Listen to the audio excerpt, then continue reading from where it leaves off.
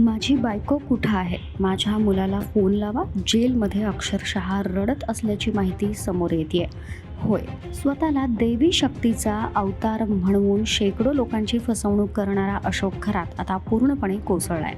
सध्या तो पोलिसांच्या ताब्यात आहे आणि पोलीस कोठडीचा फास जसा जसा घट्ट होत चाललाय तसतसा खरातचा आत्मविश्वास ढासळताना दिसतोय.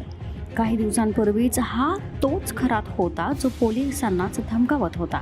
तुम्ही पाप केले, देवाचा कोप होईल. पोलिसांचं भविष्य सांगण्याचा प्रयत्न करत होता, पण आता चित्र पूर्णपणे बदललंय. SIT आणि EDच्या कडक चौकशीसमोर खरातची बोलती बंद झाली आहे. तपास यंत्रणांच्या दबावामुळे आता तो फारच घाबरलेला आणि चिंतेत आहे. सूत्रांच्या माहितीनुसार तो आता कोणाशीही नीट बोलत नाही, प्रश्नांना फक्त थोडक्यात उत्तरं देतो. जेवणही खूप कमी झालं आहे. तासनतास शांत बसून राहतो आणि सर्वात महत्त्वाचं म्हणजे बाहेर पडल्यानंतर लोकांच्या संतापाला सामोरं जावं लागेल या भीतीनं तो कोर्टात प्रत्यक्ष हजर होण्याऐवजी व्हिडिओ कॉन्फरन्सिंगनेच सुनावणी घ्यावी अशी वारंवार विनंती करतोय. मात्र एका गोष्टीनं खरात पूर्णपणे अस्वस्थ झालाय. त्याचा मुलगा हर्षवर्धन.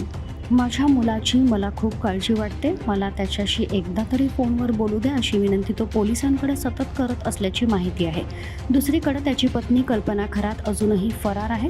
ती कुठे आहे या प्रश्नावर खरातचं उत्तर ते देवालाच माहीत. दरम्यान आज म्हणजेच 13 एप्रिल रोजी अशोक खरातला पुन्हा नाशिक कोर्टात हजर केलं जाणार आहे. त्याची पोलीस कोठडीची मुदत आज संपतेय आणि SIT पुन्हा नवीन कोठडी मिळवण्यासाठी प्रयत्न करणार आहे. आतापर्यंतच्या तपासाचा संपूर्ण अहवाल आज कोर्टात सादर होणार आहे. विशेष म्हणजे खरातला आज ऑनलाईन व्हिडिओ कॉन्फरन्सिंगद्वारेच कोर्टात हजर केलं जाऊ शकतं.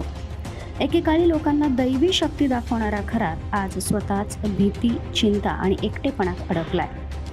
पुढे काय होणार?